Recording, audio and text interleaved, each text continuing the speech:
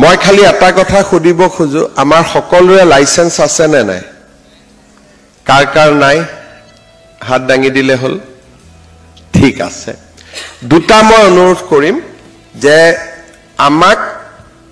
স্কুটিখন চলাই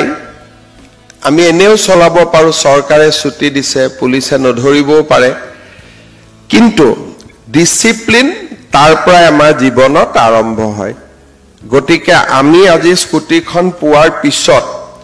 দুটা গোল্ডেন ৰুল সোণালী ৰুলস আমি মানি চলিম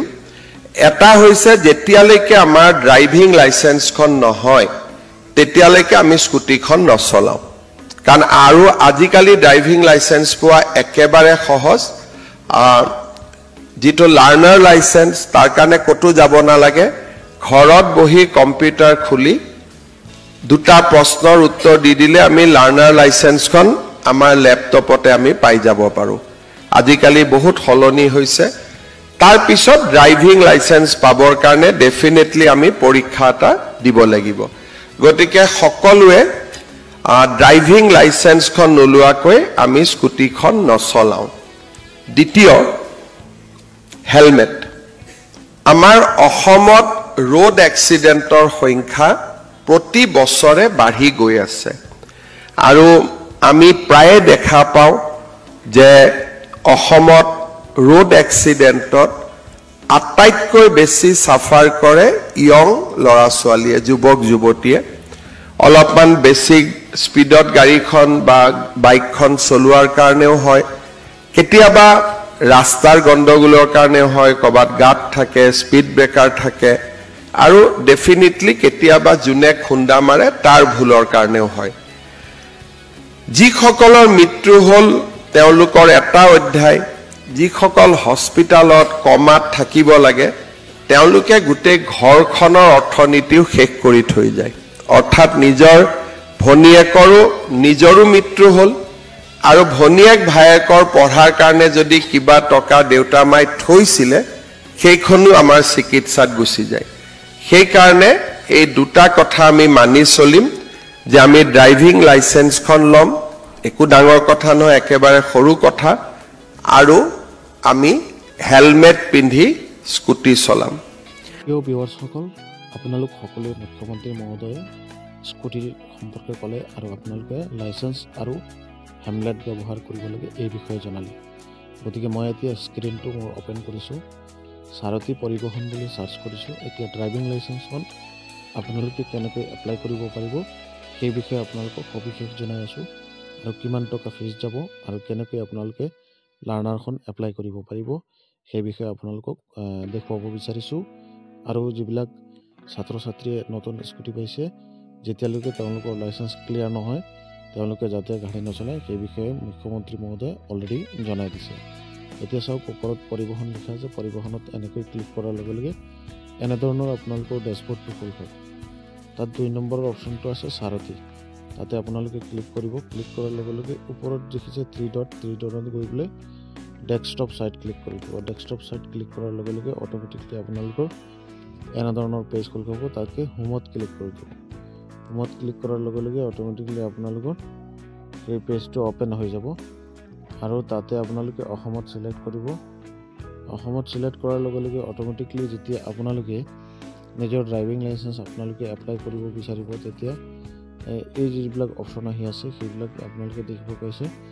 যদি আপোনালোকে ইস্যু অফ লাৰ্নাৰ লাইসেন্সত ক্লিক কৰিব ক্লিক কৰাৰ লগে লগে কন্টিনিউ কৰিব কন্টিনিউ কৰাৰ লগে লগে সিলেক্ট এপ্লিকেশন সিলেক্ট কৰিব তাতে আপোনালোকৰ জেনাৰেল সিলেক্ট কৰি দিব জেনাৰেল সিলেক্ট কৰি সাবমিট কৰি দিব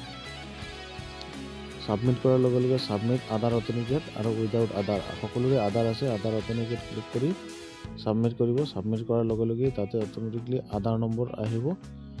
আধাৰ নম্বৰ দি প্লে ওটিপি অথেন্টিকেট কৰি প্লে আপোনালোকৰ নিজৰ ডিটেইলছখিনি তাতে খোল খাব আৰু গোটেইখিনি প্ৰসেস কৰি আপোনালোকে এনে ধৰণৰ ড্ৰাইভিং লাইসেন্সখন অনলাইন উলিয়াব পাৰিব মই বাকি প্ৰক্ৰিয়াখিনি এতিয়া দেখুৱাব নোৱাৰি কাৰণ মোৰ তাত এনে ধৰণৰ কোনো ডাটা নাই